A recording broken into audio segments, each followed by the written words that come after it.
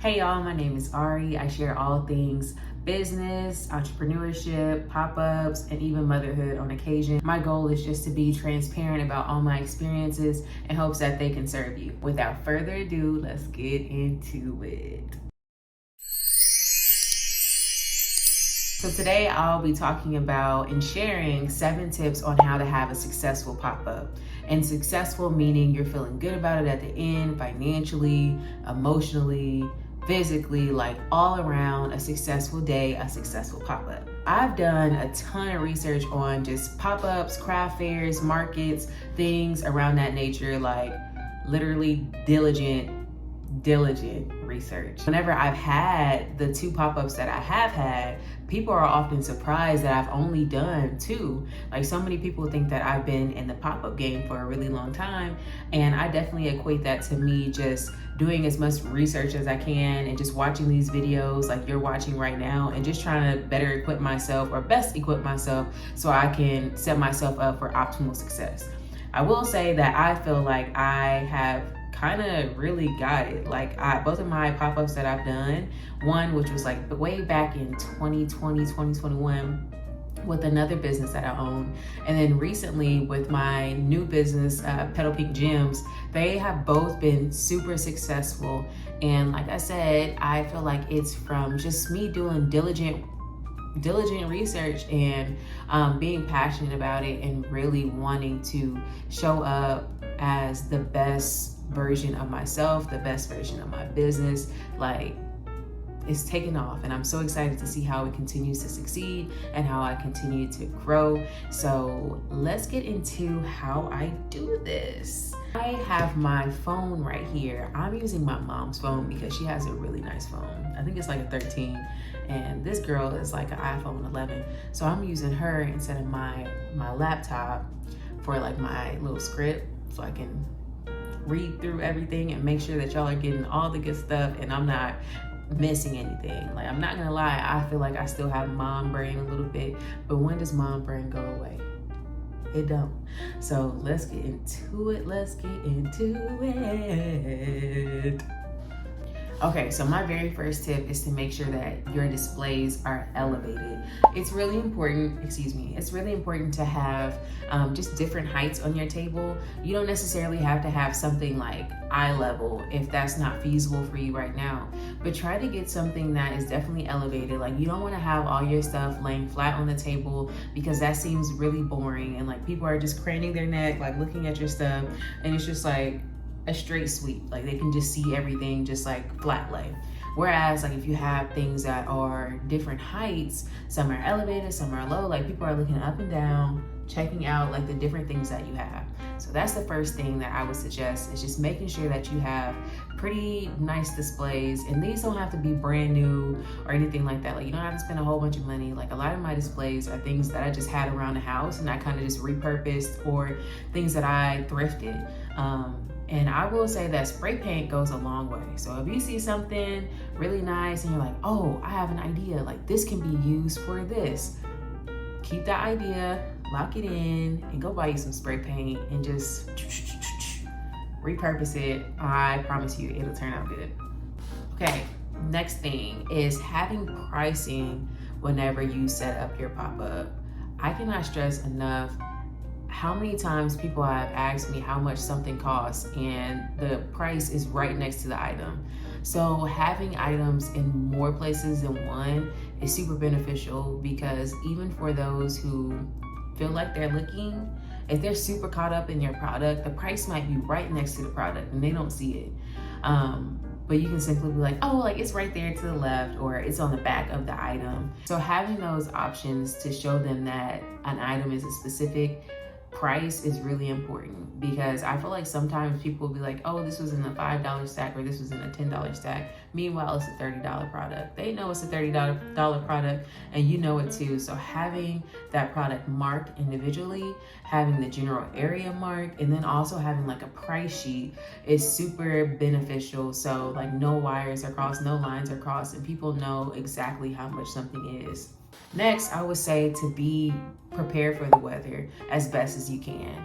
I would look at the forecast of the weather about a week beforehand just to get a general idea of what the weather is going to be like, whether this is an indoor market or outdoor, because like the transportation is in the mix too. And if you don't have a garage where you can load your stuff, or if you don't have an area where you're covered when you're unloading, that weather is definitely going to be a factor. So for example, if it's going to be hot outside, I want to make sure that I'm dressed pretty cool and I have like my little stationary like rechargeable fan with me.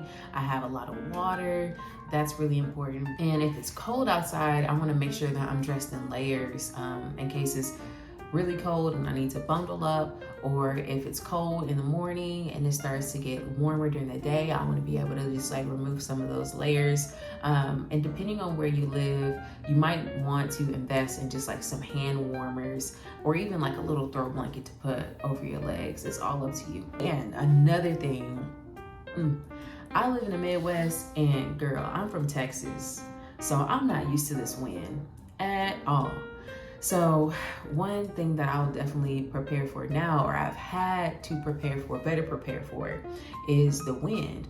So the wind will literally destroy your items or take you away with it. It will blow everything over and away and off. So you want to make sure like all your displays are equipped to withstand the wind, and you don't have just like items kind of just laying down flat or just like laying elevated wherever. If they're like super light, they will blow away. So just try to be as best prepared as you can for the wind, and just thinking outside of the box with that. Also with rain is a huge factor, and I've seen a lot of people kind of like struggle with storage when it comes to rain. So if you typically store your items in like boxes and things like that, I would say to definitely invest in a crate that's plastic or something that is durable enough to withstand rain, so you don't have to worry about things getting wet, things getting ruined. Oh, and another thing that is something I need to invest in, actually, sidewalls on a tent, if you do have a tent. And those sidewalls on a tent can help you out whenever you have like a super windy day, or if it's raining outside. You know that wind and rain like combination, like the wind will be coming like to the side, just slapping you on the side of the face, on your whole body. So just like having those side walls on your tent, that can really help be a preventative to all your products getting wet, because the wind is blowing and the rain is like coming in from the side. Next is choosing an event that best suits your small business. You have to know what crowd your business is going to attract. There is a huge difference between a night market and a day market, and most of the time that difference is people typically go out on a Saturday or Sunday to spend money, to attend a market where they're like interested in just going out and like shopping. Whereas like people who attend night markets are more so going for like the vibe, the aesthetic of just kind of like a chill like evening, depending on what type of market it is. So I would definitely say do research on the individual market, as well as considering what time of day the market is taking place. So for me personally, I just did a night market, which was fine. Like I still did well, but I feel as though my business will do the best in like a daytime setting. One, because I sell jewelry, so the sun kind of like picking up on the jewelry will make it just like sparkle a little bit more. And then also just my customers, I feel like my jewelry attracts those who are like lively and like day people, like hey. But yeah, so just kind of sit back and think about where your business would do best at, whether it be a day market, a night market.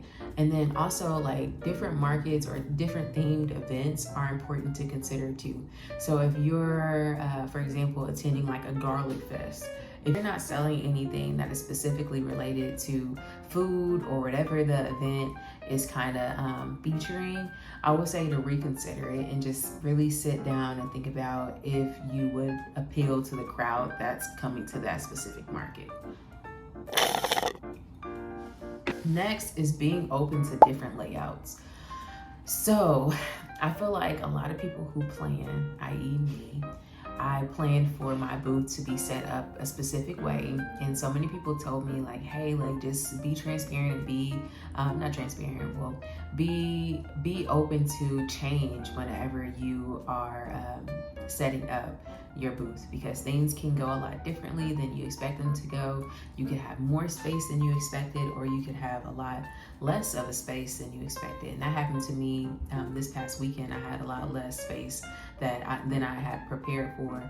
I was preparing to like set up my tent and to have like my layout kind of be like more spread out. But whenever I ended up getting to the venue, I had like a small space, so I didn't need my tent, and I wasn't going to be able to hang up my banner, things like that. So you have to be quick on your feet and not dead set on a specific layout. Just be open and just willing to kind of just take care of business and make things work where they need to. Don't be so dead set on a specific vision that you lose sight of what your business represents or the actual day.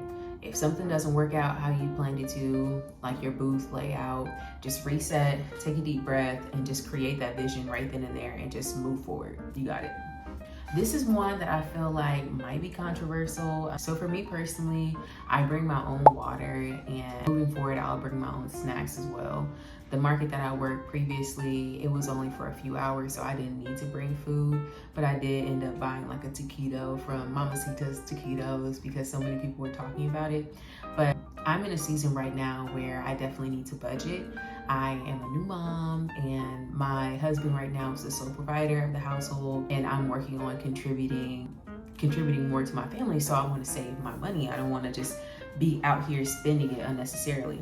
So I would definitely say to, if you're on a budget, to bring your own water and to bring your own food, or budget specifically like a percentage that you'll be able to spend on food from like the sales that you make.